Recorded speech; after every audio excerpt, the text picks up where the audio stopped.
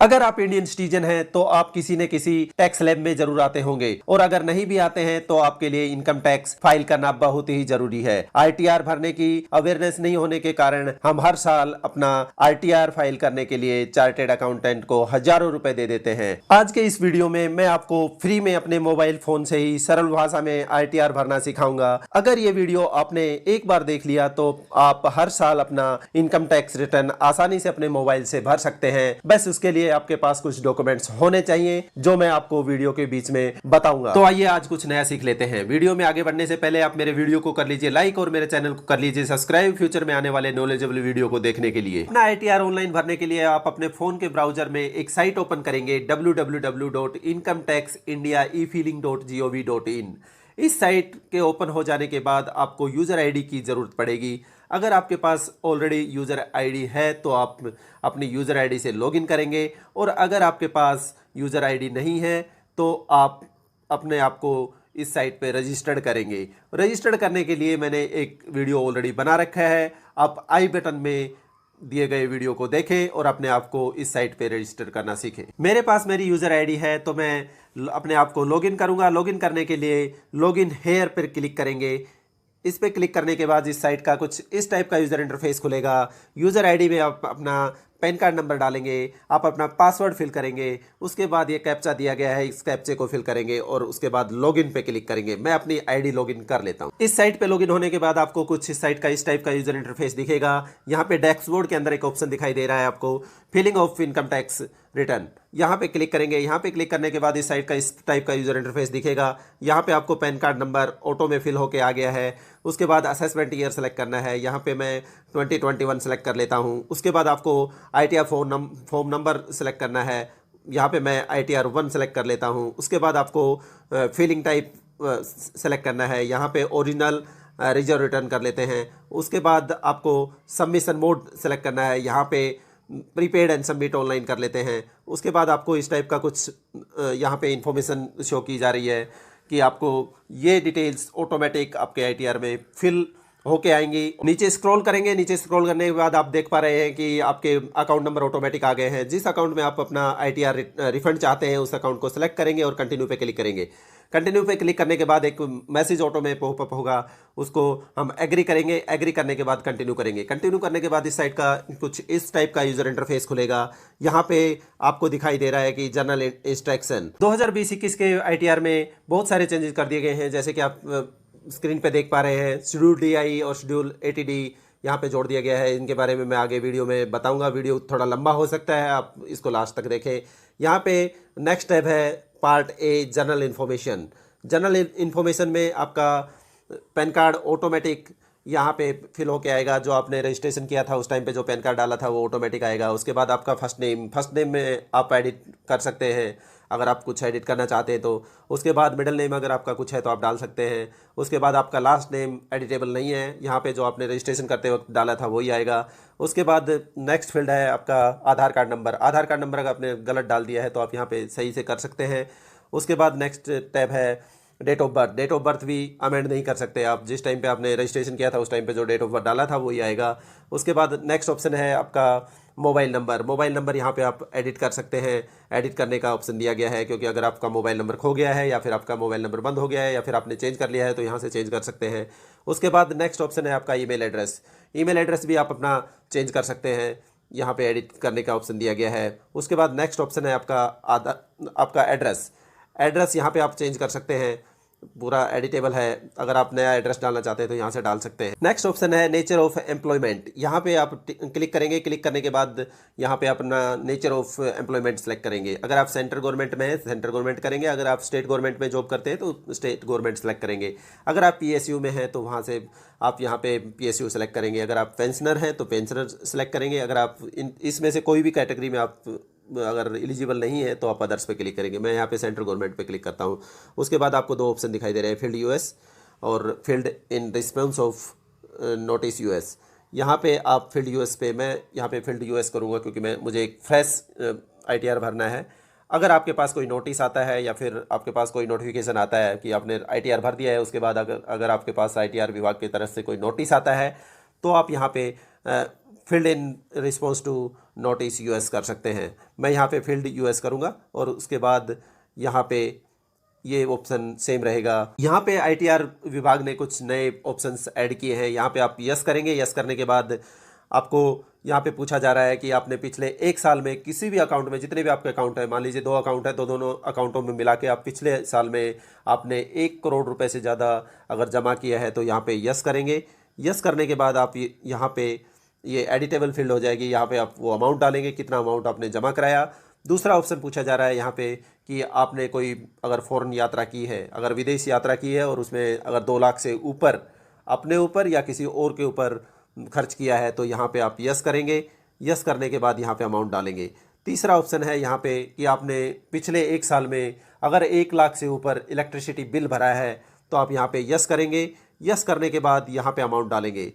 और नीचे की जितने भी फील्ड हैं, ये जो बाकी जो फील्ड बची हुई है, ये फील्ड अपने आप ऑटो में, जब आप सबमिट कर देंगे तो ऑटो में ये फिल हो जाएंगी। नेक्स्ट स्टेप है computation of income and tax. यहाँ पे आप अपनी सैलरी एज पर सेक्शन 17(1) जो आपके फॉर्म 16B में दिया गया है वो डालेंगे। उसके बाद आप अगर इसके लिए एलिजिबल हैं, value of prerequisite as per section 17(2) तो यहाँ पे आप फिल करेंगे। उसके बाद अगर आप सेक्शन C के तहत अगर आप profit in lieu of salary as per section 17(3) के तहत अगर आप एलिजिबल हैं तो यहाँ पे फिल करेंगे।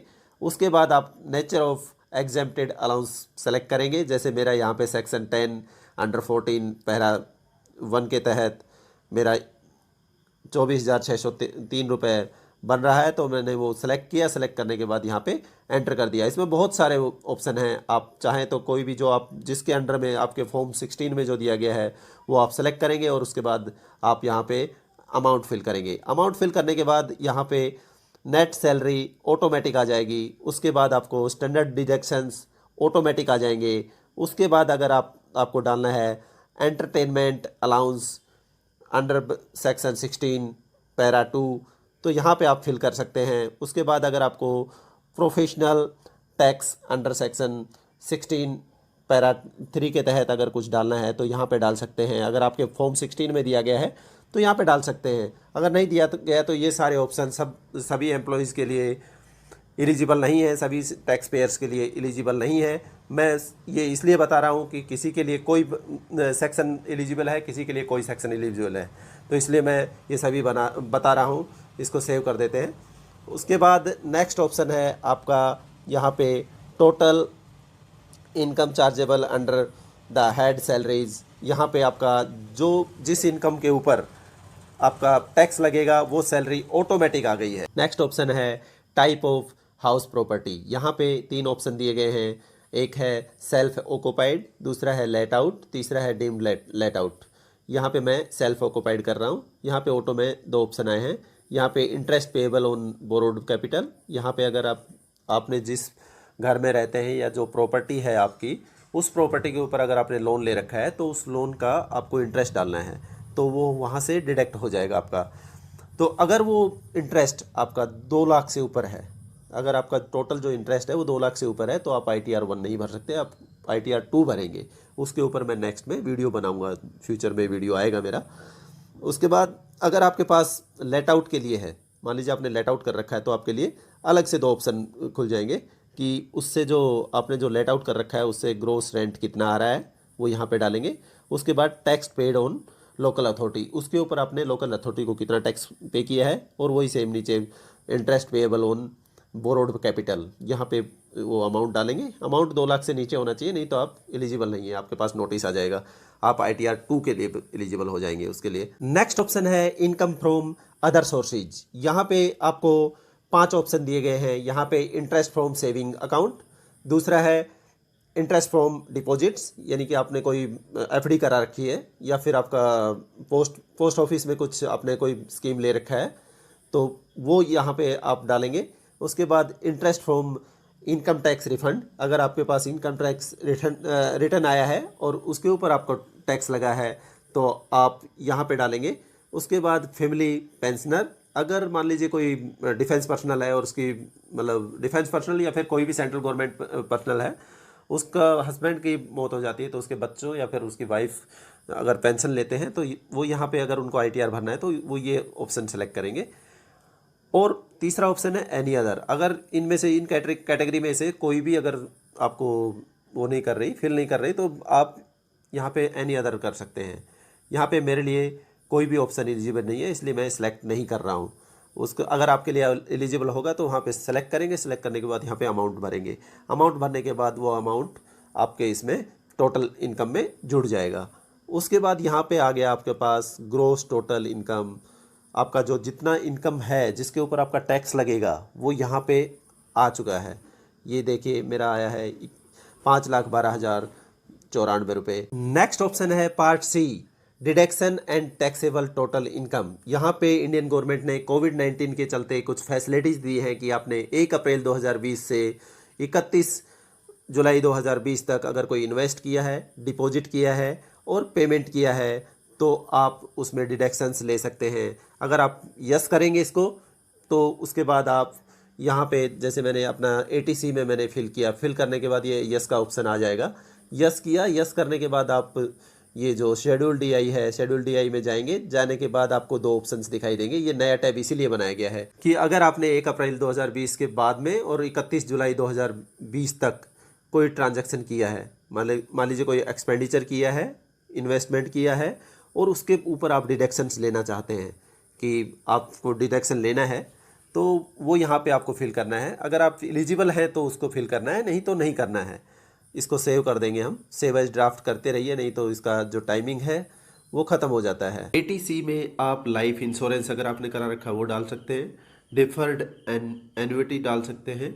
उसके बाद आप अपना PF में जितना आपका फंड है वो डाल सकते हैं। उसके बाद आपने अगर कोई शेयर, इक्विटी शेयर जो खरीद रखे हैं वो भी डाल सकते हैं, लेकिन इसकी लिमिट केवल 1.5 लाख है। इससे ज़्यादा आप इसमें फिल करेंगे तो ऑटो में कैलकुलेट होके नहीं आएगा, केवल 1.5 लाख को ही कैलकुलेट करेगा। नेक्स्ट के चारों सेक्शंस ATCCC और ATCCD और ATCCD 1B और ATCCD सेक्शन 2 ये हमारे लिए एलिजिबल नहीं है। अगर हम पेंशनर हैं तो उनके लिए ये अवेलेबल हैं। अगर आप उसके अंडर में आते हैं तो इनको फिल करिए और अपना अमाउंट, जो आप अमाउंट यहाँ पे फिल करेंगे वो ऑटो में यहाँ पे आ जाएगा। उसके बाद नेक्स्ट है 80D, deduction in respect of health insurance premium. मतलब कि आप अगर हेल्थ इंश्योरेंस करा रखा है आपने या फिर हेल्थ चेकअप्स कराए हैं आपने तो उसका अगर आप डिडक्शन लेना चाहते हैं तो आप 80D सेक्शन में डालेंगे। तो 80D सेक्शन में यहाँ पे हाईलाइटेड नहीं है क्योंकि इसके लिए एक नया टैब बना दिया गया है जो कि मैंने वीडियो में पहले बताया था। वहाँ पे हम जाएंगे, वहाँ पे जितना हम फिल करेंगे वो अमाउंट यहाँ पे ऑटोमेटिक आ जाएगा। मैं 80D सेक्शन में यहाँ पे आ गया हूँ। यहाँ पे मैं शेड्यूल 80D नए टैब जो ITI डिपार्टमेंट ने जोड़ा है उसके अंदर आ गया हूँ। यहाँ पे मैं अपना हेल्थ इंश्योरेंस या फिर हेल्थ चेकअप्स की डिटेल्स भरूंगा और उसके बाद जितना मुझे डिडक्शंस लेना होगा यहाँ से वो भरूंगा। यहाँ पे पूछा गया है कि वेदर यू और any of your family member excluding parents is a senior citizen. यहाँ पे 2 ऑप्शन दिए गए हैं। यहाँ पे मैंने यस करेंगे तो सीनियर सिटीजन है तो यस करेंगे, नहीं तो नो करेंगे। मान लीजिए मेरा नहीं है, मेरी फैमिली में कोई भी सीनियर सिटीजन नहीं है तो मैंने नो किया। यहाँ पे हेल्थ इंश्योरेंस, आपने जितना हेल्थ इंश्योरेंस करा रखा है वो यहाँ पे फिल करेंगे। मैंने नहीं करा रखा तो मैं फिल नहीं कर रहा हूँ। दूसरा ऑप्शन है यहाँ पे प्रिवेंटिव हेल्थ चेकअप्स। अगर आपने कराए हैं तो यहाँ पे फिल करेंगे। केवल 5,000 तक की ही प्रिवेंटिव हेल्थ चेकअप्स में छूट है, वो यहाँ पे आप फिल करेंगे। और टोटल जो 80D जो आपका सेक्शन है उसके अंदर आप 1 लाख तक छूट ले सकते हैं। उसके बाद नेक्स्ट जो है वो आपके लिए एलिजिबल नहीं है क्योंकि अगर आपने सीनियर सिटीजन आप करते, सेल्फ और फैमिली में अगर आप सीनियर सिटीजन होते तो यहाँ पे ये कॉलम्स हाईलाइटेड हो जाते, अब ये अनहाईलाइटेड रहेंगे। नेक्स्ट में दूसरा है इसमें whether any one of your parents is a senior citizen. यहाँ पे मैं यस करूँगा क्योंकि मेरे माता पिता जो हैं वो सीनियर सिटीजन हैं, लेकिन मैंने कोई हेल्थ इंश्योरेंस नहीं करा रखा है इसलिए मैं इसमें कुछ भी फिल नहीं करूँगा। आपने अगर कुछ भी हेल्थ इंश्योरेंस करा रखा है अपने माता पिता का तो यहाँ पे फिल कर सकते हैं। उसके बाद हेल्थ प्रिवेंटिव चेकअप्स, यहाँ पे आप फिल कर सकते हैं। उसके बाद आपको है मेडिकल एक्सपेंडिचर, यहाँ पे आप 40,000 तक का छूट ले सकते हैं। मैंने कुछ करा नहीं रखा क्योंकि मैं कुछ हेल्प लिया नहीं, तो वो यहाँ पे मैं फिल नहीं कर रहा हूँ। आप यहाँ पे जितना भी अमाउंट फिल करेंगे वो ATD में जहाँ पे मैंने बताया था वहाँ पे जाके वो ऑटोमेटिक फिल हो जाएगा। यहाँ पे ATD में अगर आपको भरना है तो यहाँ पे ऑटो में आएगा। अगर आप वहाँ पे जो शेड्यूल ATD में जो भरेंगे वो ऑटोमेटिक यहाँ पे आ जाएगा। और यहाँ पे देखिए रेड अक्षरों में लिखा हुआ है, total of ATD is system calculated value should not be greater than 1 lakh. यहाँ पे 1 लाख से ऊपर आप नहीं डाल सकते, 1 लाख तक आप करा सकते। नेक्स्ट ऑप्शन है ATDD। यहाँ पे आपको अगर आपके जो डिपेंडेंट्स हैं उसमें कुछ डिसेबिलिटी है, यहाँ पे 2 टाइप की डिसेबिलिटी दी गई है, डिपेंडेंट्स पर्सन विद डिसेबिलिटी और dependent person with severe disability. यहाँ पे 2 डिसेबिलिटी दी गई है। अगर आपके डिपेंडेंट्स के अंदर कुछ डिसेबिलिटी है तो यहाँ पे अमाउंट डालेंगे, कितने अमाउंट का आपने उनका जो मेंटेनेंस के लिए, जो उनका मेंटेनेंस इंक्लूडिंग मेडिकल चेकअप्स पे जो किया आपने खर्च किया, वो यहाँ पे डालेंगे, ऑटोमेटिक यहाँ पे कैलकुलेट होके आ जाएगा। उसके बाद नेक्स्ट ऑप्शन है ATDDB। यहाँ पे medical treatment of specified disease. मान लीजिए आपका जो डिपेंडेंट्स हैं या आप अपना खुद सेल्फ के लिए अगर आपके अंदर कुछ डिसेबिलिटी है तो आप यहाँ पे ये ऑप्शन सेलेक्ट करेंगे, सेल्फ और डिपेंडेंट सीनियर सिटीजन। आपके अंदर अगर आपके सीनियर सिटीजन आपके माता पिता या फिर आपके फैमिली में कोई है तो अगर उनके अंदर कोई डिसेबिलिटी है तो यहाँ पे ये सिलेक्ट करेंगे। और अगर आपके अंदर सेल्फ में या डिपेंडेंट जो आपके हैं उसके अंदर ये डिसेबिलिटी है तो ये वाला ऑप्शन सेलेक्ट करेंगे। मेरे अंदर कोई भी डिसेबिलिटी नहीं है, ना मेरी फैमिली के अंदर कोई डिसेबिलिटी है, तो मैं सेलेक्ट नहीं कर रहा हूँ। नेक्स्ट का ऑप्शन है आपका ATE, interest on loan taken for higher education. अगर आपने हायर एजुकेशन अपने बच्चों के लिए, अपने लिए या अपनी फैमिली मेम्बर के लिए, किसी के लिए भी अगर लिया है तो उसका इंटरेस्ट यहाँ पे फिल करेंगे। उसके बाद नेक्स्ट ऑप्शन है ATEE, interest on loan taken for residential house property. अगर आपने रेजिडेंशियल हाउस प्रॉपर्टी के लिए लोन लिया है तो आप यहाँ पे फिल करेंगे, ऑटोमेटिक यहाँ पे कैलकुलेट होके आ जाएगा, आपको डिडक्शंस उसकी मिल जाएगी। उसके बाद नेक्स्ट जो ऑप्शन है वो है ATEEA सेक्शन। इसमें यह है deduction in respect of interest on loan taken for certain house property. मतलब मान लीजिए ये दोनों जो ऑप्शन है ATE और ATEEA, ये एक पर्टिकुलर ईयर में अगर कुछ लोन लिया है आपने अपनी प्रॉपर्टी के लिए तो एलिजिबल है, नहीं तो नहीं है। मान लीजिए आपने 3 साल पहले लिया, उसको आप दिखा नहीं सकते। आप पर्टिकुलर उसी ईयर में अगर लिया है, आपने जो लोन लिया है अपनी प्रॉपर्टी के ऊपर, उसका यहाँ पे इंटरेस्ट दिखा सकते हैं, नहीं तो आप नहीं दिखा सकते। उसके बाद नेक्स्ट ऑप्शन है ATG, donation to certain fund. जैसे अभी कोविड-19 के चलते बहुत सारे लोगों ने डोनेट किया PM केयर फंड में, वहाँ पे अगर आप कोई वो जो पैसा आपने वहाँ पे डोनेट किया उसके ऊपर टैक्स का जो डिडक्शंस लेना है वो यहाँ पे आप ATG में फिल करेंगे। लेकिन यहाँ पे एडिटेबल फील्ड नहीं है, आप ऊपर जाएंगे उसके लिए एक अलग से टैब दिया गया है शेड्यूल ATD। इसके अंदर बहुत सारे ऑप्शन है, ये 4 टाइप का होता है।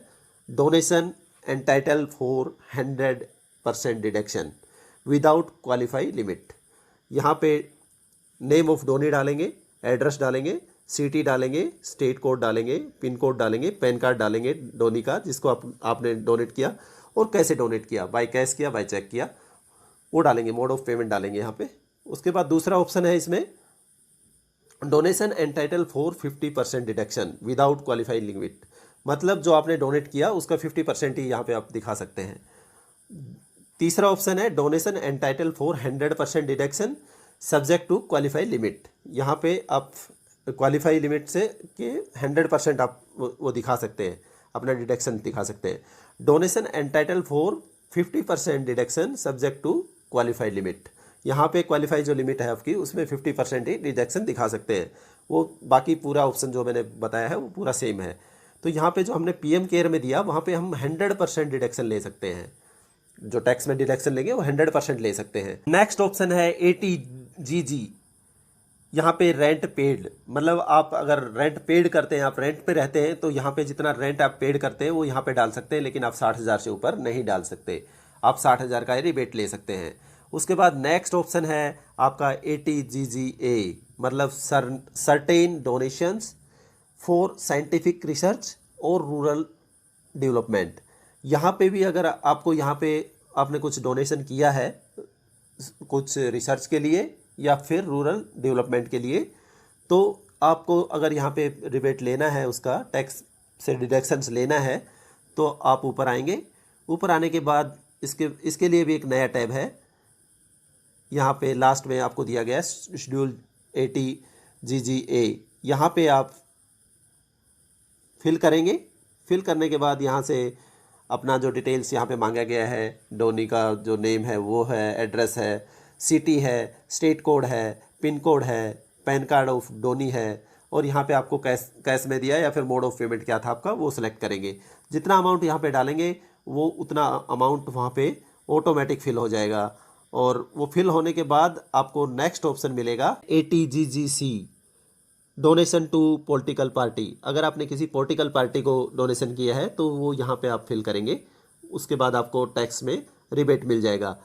उसके बाद नेक्स्ट ऑप्शन है ATTTA, interest on saving bank account in case of other than resident senior citizen. मतलब सीनियर सिटीजन से अगर आप नहीं हैं तो आप यहाँ पे अपना 10,000 तक का यहाँ पे टैक्स में रिबेट मिलता है। 10,000 आप अगर आपके अंदर आपके सेविंग अकाउंट के अंदर कुछ आया है इंटरेस्ट, तो आप यहाँ पे 10,000 डाल सकते हैं। 10,000 डालेंगे तो आपका ऑटो कैलकुलेट हो जाएगा। अगर इससे ज़्यादा डालेंगे तो आपका ऑटो में कैलकुलेट होकर नहीं आएगा। मेरा यहाँ पे कुछ भी नहीं है तो मैं कुछ नहीं डाल रहा हूँ।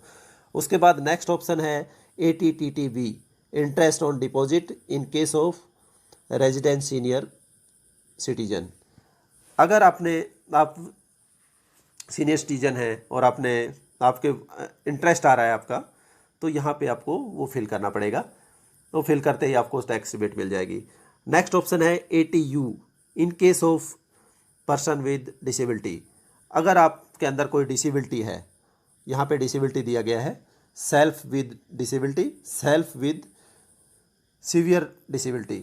यहाँ पे जो दोनों डिसेबिलिटी है, कोई भी अगर आपके अंदर कोई डिसेबिलिटी है तो आप यहाँ से सेलेक्ट करेंगे और वो अमाउंट यहाँ पे डालेंगे और आपका वहाँ पे डिडक्शंस मिल जाएगा।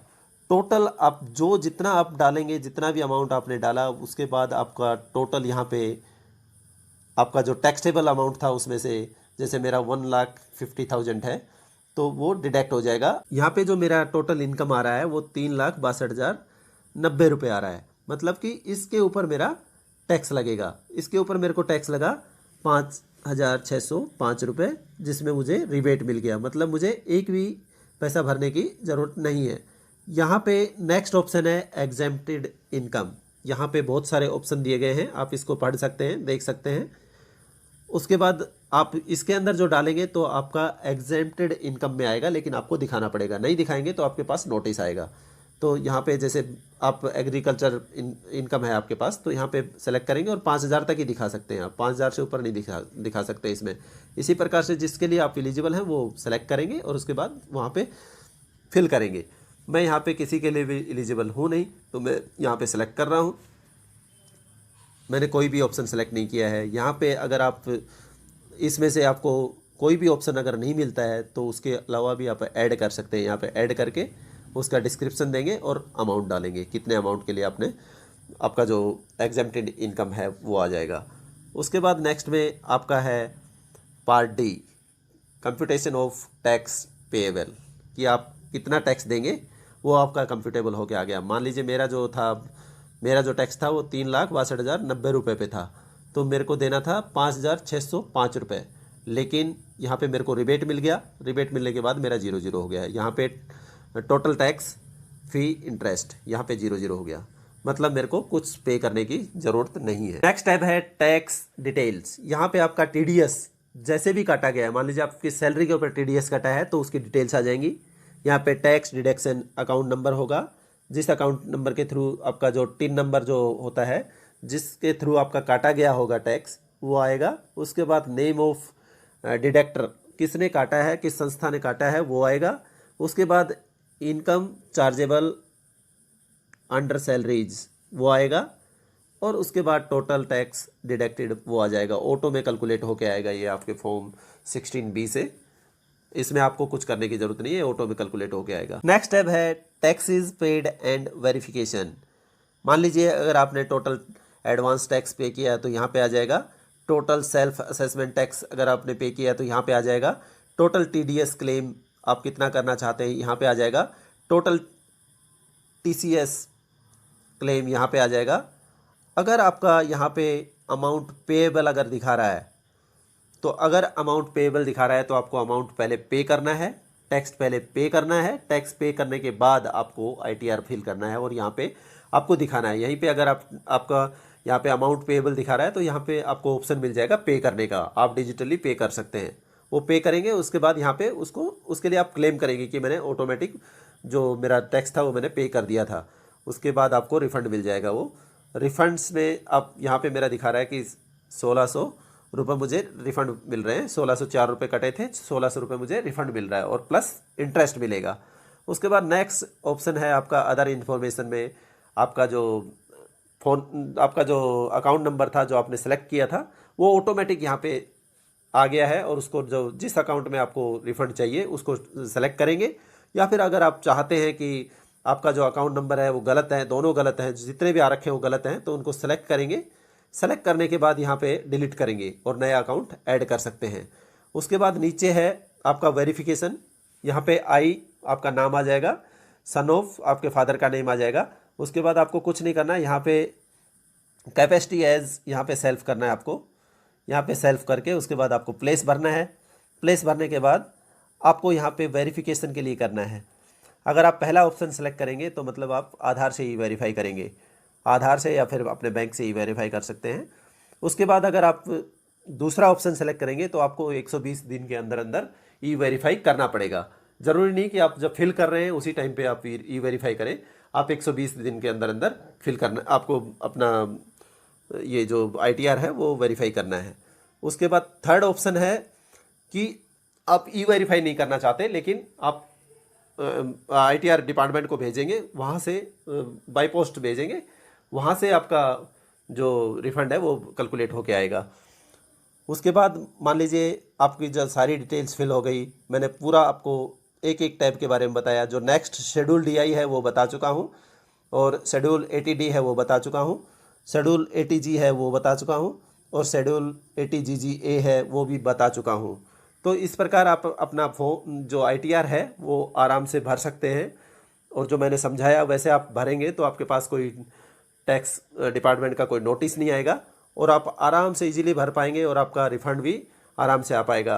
और उसके बाद आप इसको सबमिट करेंगे या फिर सेव एज ड्राफ्ट करेंगे और सबमिट फॉर प्रूव करके देखते हैं हम। उसके बाद ये कुछ डिटेल्स मांग रहा है क्योंकि मैंने डिटेल्स भरी नहीं है, तो आप जब करेंगे तो आपको दिखाई देगा कि आपका प्रीव्यू आएगा। उसके बाद आप देखेंगे, प्रीव्यू देखने के बाद आप सबमिट कर देंगे। उसके बाद मैं आपको अभी बता रहा हूँ कि कैसे ई वेरीफाई करना है इसको। अपने इनकम टैक्स रिटर्न को ई वेरीफाई करने के लिए आप माई अकाउंट्स में जाएंगे। माई अकाउंट में जाने के बाद आपको ई वेरीफाई का ऑप्शन दिखाई देगा, वहाँ से आप ई वेरीफाई कर सकते हैं। ई वेरीफाई रिटर्न्स का ऑप्शन है, यहाँ से आप ई वेरीफाई पे क्लिक करेंगे और ई वेरीफाई के लिए अगर आपका कोई भी आईटीआर पेंडिंग होगा तो यहाँ पे दिखाएगा। मेरा कोई भी आईटीआर इसके लिए पेंडिंग है नहीं तो नहीं दिखा रहा है। ई वेरीफाई आप अपने आधार से कर सकते हैं, अपने अकाउंट से कर सकते हैं, अपना जो सेविंग बैंक अकाउंट है उससे भी आप ई वेरीफाई कर सकते हैं। आप एटीएम में जाएंगे, ईवीसी नंबर जनरेट करेंगे, उसके बाद आपका ई वेरीफाई हो जाएगा। ईवीसी नंबर वहाँ पे आपको फिल करना है, उसके बाद आप ई वेरीफाई कर सकते हैं। सो गाइज, आज के इस वीडियो में आपने ये जाना कि कैसे आप अपना इनकम टैक्स अपने फोन से ही ऑनलाइन भर सकते हैं। आई होप कि ये वीडियो आपको अच्छा लगा होगा। अगर अच्छा लगा हो तो मेरे वीडियो को लाइक करें, अपने दोस्तों में शेयर करें और अगर आप मेरे चैनल पर नए हैं तो मेरे चैनल को सब्सक्राइब करें। अगर आपके मन में अभी भी कोई डाउट है या फिर कोई क्वेश्चन है तो आप कॉमेंट बॉक्स में लिखें। Thanks for watching.